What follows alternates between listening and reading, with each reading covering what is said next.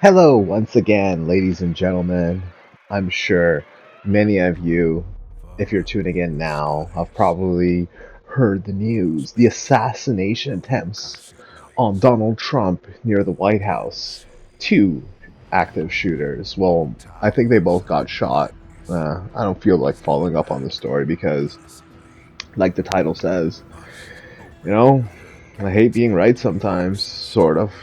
You know, like I don't know if the scenario is going to play out exactly like it I think it's going to play out, but all the issues, all the problems are lining up to facilitate the enacting of what I want to call the El Salvador solution. Right, so a little bit of a history lesson. El Salvador was like the murder capital of the world at one point. Just gangs everywhere, gangs that are so like brazen. They will like, attack people like live on television. They would attack police precincts. They would attack like military, anybody. Like no one was off the table. And the only way that the president Bukele got order in El Salvador was creating these hyper like high security supermax prisons that house an unreasonable amount of people inside of them. Like if you look at it as an out from a, as an outsider, like from you see it and you say to yourself, even if these people were like convicted of like whatever's right, they still deserve a fair trial and shit, and just like sticking them in this like facility is inhumane just by like default, right? Having them packed in, having them like do drills in front of like, these like guards that are just, masked up and it's kind of ironic that the gangs are subjected to the same treatment that they gave other people. So it's like they're dealing with like, the intimidation, the humiliation, the dehumanization, and like the feeling of like, worthlessness of being basically, a rat in a cage with all these other, rodents, and you're all scurrying and like, you can't really fight with each other. The guards see you at all time, but at the same time, it's like you don't have your personal space. You don't have anything. You're just like dead inside. And it's like one of those scary scenarios where even though that it solved the problem, like there is like, the obvious hysteria of people like, oh my child was falsely accused. He just had tattoos, or he was with the wrong people, the wrong place, the wrong time and shit, and like but he has nothing or she has nothing to do with this gang, and it's just like, oh dude, why would I bring that up? Well, before I preface the reason why I think Bukele's Supermax prison is coming to America, possibly Europe as well. Although, like, I think Europe, I don't know. I'm not saying like it's a lost cause, but I think like Europe is more likely to either kill or deport like swaths of their population. I don't think they have the stomach to like keep these people, because there's just way too many people. Is why I think it's not going to work in the European scenario, right?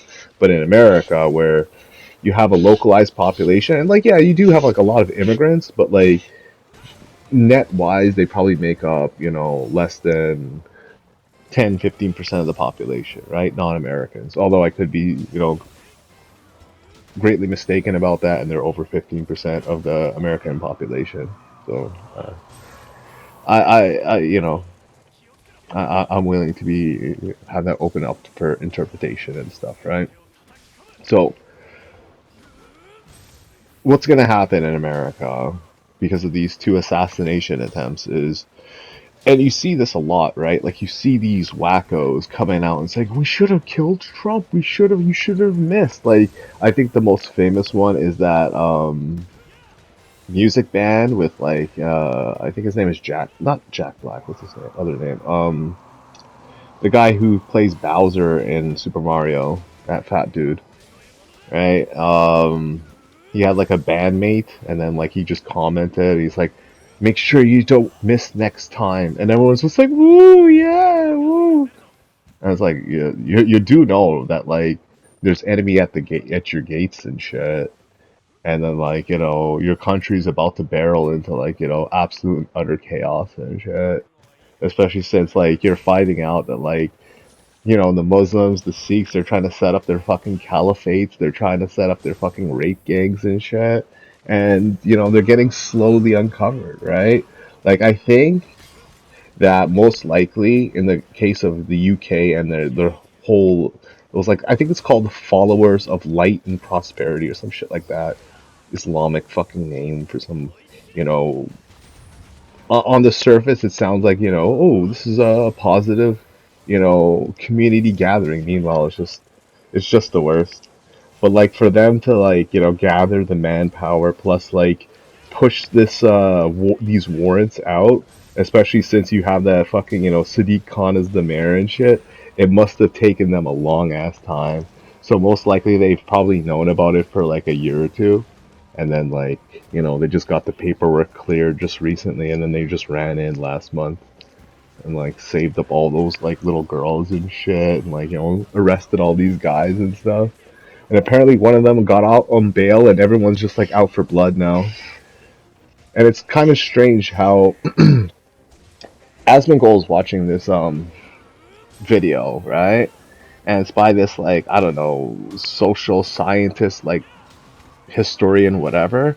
And he's talking about how like historically speaking, even though like people would say, well, the local population and the foreign population mixed and mingled well together, but then they're like, omitting shit like, in the Armenian genocide and shit, the majority of like the Y chromosomes did not pass on their genes, and like, the Y chromosomes on the foreigners, the invaders, basically raped all the women, and they're the progeny of the bloodline, basically. And you can see this through the interaction with like DNA and shit, which tells like a completely different story about like the migrations and the historic interactions of people. And it's kind of like history repeating itself, where shit, eh? Like I predicted, like, yo, you gotta stop poking the whitey, but apparently that's not gonna work anymore. They're way too pissed off now. They see it. They see like the hired help. They see the fallacy of like, you know, being called all these isms, even though people all around the world are way worse. Way, way worse. It's like, yeah, if white people are racist, what do you call like, Arabs, dude? What do you call them, right? Like, it's not racist. Ask I Show Speed how like not racist the Muslims. He had to like get a palate cleanser. He's going to like the Caribbean and shit to like live it up with like his peoples and stuff. I don't know. Is he actually from there? But like, this is how I see it. If you're for Palestine, I don't respect you. I don't fucking care, man.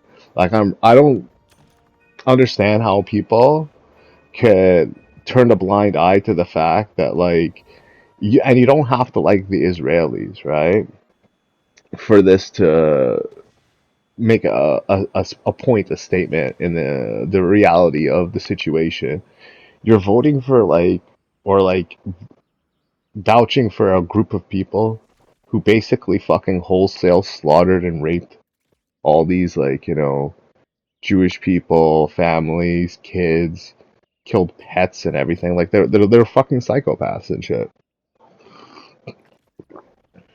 Now go back, right? Now let's say October 7th, instead of like a music festival with girls and shit, it was a gay festival, right? It was just like some rainbow Oktoberfest, October 7th, whatever, right? And most likely this is what would happen. Like this is how it will play out. Like you'd have guys go in there and they'll probably shoot up the place and shit to make like a statement, but like more than likely you wouldn't have such a military response and like, such a strong desire to wage war because there's no reward for the rapists. There's no reward for the pedophiles, right? And that you have to basically consider both of those groups of people because they are very much the foot soldiers of these. degenerates, these evolutionary backwards, grown, not born, grown people, grown, bred to like fucking, demoralize and desensitize you to like not only sexual violence, but also violence against children and women, right? Like this is like the thing with like children and women and why you can kind of simultaneously like attribute both of their dangers to the same source, but also the same like, like kinds of effects and shit because it's like when you're dealing with both of these parties, right? More so the children, it's like innocence, so like they're basically defenseless, and you could argue that like women are also vulnerable as well, right? But like they're more capable, mature. They can use vehicles to get away or whatever, right? Like they can call people. They have their own phones and shit. And I bring that up because shit, man, they really do want to replace the local population. And like this historian guy, as he's getting pressed for it, is just like coming up with like new words and like wondering, oh, did people like think about what the women thought? What did the women think? Did they have a choice or say in any of this? And it's just like he's like scratching his head, like you know what I mean, face palming it because it's like, yo, what are you doing, man? Like you're just like bullshitting everybody. You know what's up. You know what they did historically. You have the DNA and even like eyewitness, like not eyewitness, like historical recantings and like journals of people who possibly like made it out of there or whatever, right?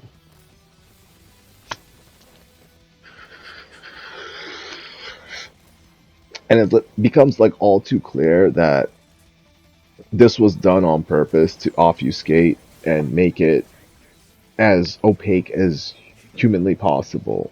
Like, not only everybody else's violence and dispositions, but also like kind of like illuminating every single bad thing that white people do and then forgetting about every single thing all the other ethnicities do almost wholesale to a fault. So like the Indian is better, the Asian is better, the Middle Eastern person is better, the Hispanic person is better. It's like these civilizations have never done anything wrong to anyone, and it's just like it's just all the white man's fault, and it's like yeah, that bullshit's not gonna work anymore. Because not only are they waking up, they're pissed off. Then I can see like week after week, video after video I watch of Asmongold, like his and I could be naive to it, and he was just like he always held these views and shit, but he's only being vocal about it now. But like I can see the shift in him. Like he went from like this kind of apologetic guy, even though like you could argue, and I do very much, even though I don't speak for Asmongold, like I do very much agree with his sentiment, his initial sentiment on Palestine and shit, and the fact that nobody else was strong enough or held to their convictions because it's like, yeah, I get it. He had a bunch of people employed with him, and he cost them their jobs or some shit like that because it's like people wanted to disassociate with him over his like fucking statement and shit, so he had to walk it back, which sucks, right? If I was in his position, I wouldn't do that, but like I can understand why you do it.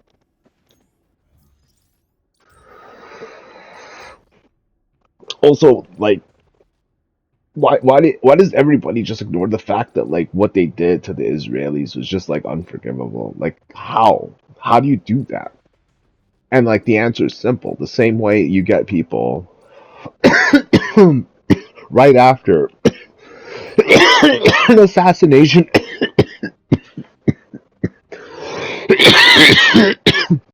attempt on the president, just go out there. You should see the ones, the fucking uglies and shit, the piercings and stuff, and like, just all fucking fugly and stuff. Talk about, oh, you missed the president. You should have called him. You should have killed him. And it's just like, man, 3 assassination attempts within like less than 2 months has me realizing something. Okay, the Iranian regime and its wholesale, enslavement of its people, the devaluing of its currency, has like another hidden like messed up like effect that I don't think a lot of people like understand, right? So the Iranian regime that has ruled over their people for whatever, like I don't know, it's like 60 plus years, 70 plus years, they control the currency, right? And now the currency is so devalued and shit that like people who saved like their entire bank accounts, their entire like money savings, and they're not allowed to take it out of the bank and shit, right? Or else the economy is gonna crash. So this is the problem with communist dictatorships and shit. It's just like their economy is like a fucking it's bullshit. It's run by fucking idiots, and then you lose your money. But here's the catch, right? You see the IRGC, they have a lot of rich, well-to-do kids. You think they kept their money in the real? No, man, they washed it. They washed it a long time ago. So the citizens of the country, and this was done on purpose, because they think that like their citizens are fucking stupid, and they don't understand that like this was done intentionally and shit. They could pretend that like they could just wipe their ass with their own people and stuff, but like their citizens have to deal with the fact that like they have nothing in the bank. Like their savings is either cut in half or worse, right? I don't know. Like I heard it's if it's down, like it's not even worth £1 or $1. I'm pretty sure that's pretty bad. Right? Now that being said, right? So the kids of the IRGC, and you've seen the pictures of them. One of them actually went to Coachella. It'll be hilarious if that picture was taken this year, dude. Can you imagine that fucking whole ass bitch going to Coachella? It was just like, what the fuck, man? Ew, it's fucking scum, dude. Fucking scum. You know what I mean? But then like they got to go abroad. They got to travel abroad. Like, what are they gonna do? They're gonna spend the real in like Dubai. They're gonna spend the real in like, you know what I mean, other countries and shit. It's just like, they gotta like pull out a suitcase and it's like $1 and shit, like a fucking full of currency and shit. It's just like fucking dumping on the desk. It's like guys just counting it up. It's just like, all right, 10 more, and you got like a fucking, 10 more. You got that dollar on.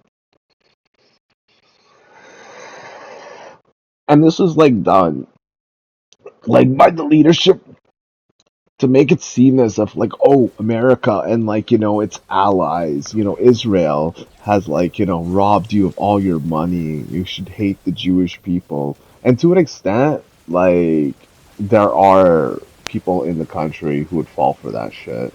So it like, percentage wise, it would probably work on like 5, maybe 7, 8% of the population that are just like that gullible, or even like a mixture of both loyal to the government and just stupid and naive enough to be used and just like bamboozled into that shit. Madness, man, madness. And like the fact that like they were always about this, like historically speaking, they just come in, they take over your government, they fucking oppress the rights of everybody else who's not Muslim or Sikh. Yeah, I gotta always throw that Sikh in there because it's like you can't just like divorce yourself from the reality that like not only are these fuckers like scamming up the trucking industry, tow truck industry, like fucking going to war with each other and shit on Canadian streets and American streets apparently now, but also their bloodline. They share the same bloodline, dude. And people who are naive to that, like, they find out the fucking hard way. So I'll just like lay it out right now. So it's like they just want to replace all the men in these countries, and like why guys can't find jobs, even girls can't find jobs. It's a disenfranchised, white people in their own country. And I was trying to like say to myself, well, maybe it's to like get the wages down and shit, maybe it's to this, it's to that, but like how much lower can it go though? And I understand that you're basically dealing with people who are comfortable with slave labor and stuff, but these companies are highly profitable, and Canada doesn't exactly have like the highest population density, so what the fuck else was behind it? And the demographic replacement of these countries, George Soros, Klaus Schwab, all these fucking, conspiracy theories that actually turn out to be true because these globalists want to wipe their ass on your fucking country, on the soil of your nation, while simultaneously, like, making an insane amount of profit because, again, these people, these NGOs, all these things, SPLC, it's all done and orchestrated to suppress you. So it's kind of crazy how, like, not only am I kind of right about, like, the idea of, like, you gotta go out there and fight against these, like, weak ass mans and shit. And, like, government's helping them out and all these people are helping them out and stuff. But it's crazy how I'm also right about, like, the supermax prisons and shit. How, like, that's gonna be an inevitability. And that's kind of something I'm a little bit afraid of because, you know, with the Republicans or someone just in power, you could argue that having those prisons, it's a necessity, but also like it will be like a requirement to like proceed forward and shit, right? But you see how these Democrats, all these fucking socialists, all these fucking commies, they operate. They're fucking psychotic. So if they get into power, which is a possibility, the nations, both of our nations are sick. Canada, America, they're sick. They have people in them that are fucking sick in the head. They abuse that power, and you got like basically corporations running private prisons and like working hand in hand with the government to deregulate your rights basically. So even if you're like you didn't technically break a crime or something or break the law, like, oh, you're trespassing on this property and you don't have this and this and this clearance or some shit like that, some kind of like loophole for them to fuck you over with. Because it's one of those fears that I think we should all really consider because of the necessity of it. Like, it's necessary. Like, you can't have people this psychotic, not only embedded in the government and like, social services and, whatever, right? But also just like talking all that shit online, TikTok and whatever, and their fucking kids hiding behind their parents. Their parents gotta like, get some fucking tickets, man, get some fucking fines and shit. Because it's like if they don't want to discipline their kid, they should get disciplined themselves. Like, the easiest way to like give a fucking wake up call to an absentee parent is to like fucking pinch their pockets, right?